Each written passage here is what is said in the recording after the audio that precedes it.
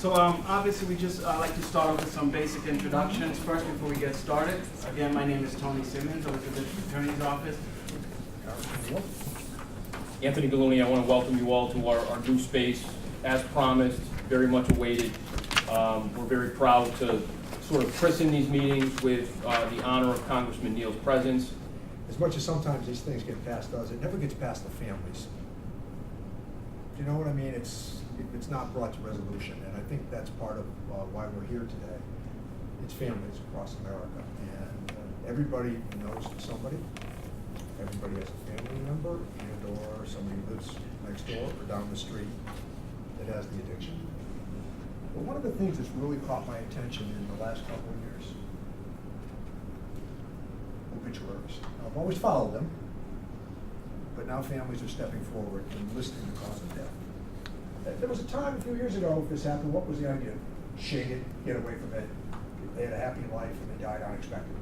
That's an honest answer, but it's what? Not helping us talk about it.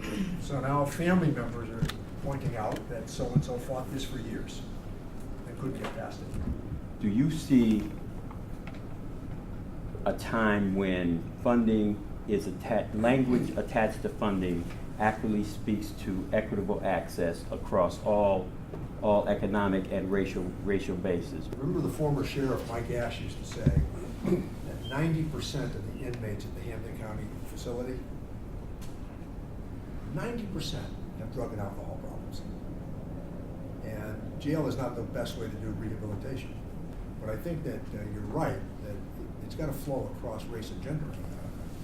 The benefit of having more beds and more access to treatment, with the hope that some people can find their way out of it. Are you hopeful that there's bipartisan support for funding some of these mandates? I am, and I think that part of it is that we wanted the president to declare a national health emergency. He went to the altar, but he didn't say I do. Right. So we thought, by the way, the members of the House and the Senate wanted him to do that.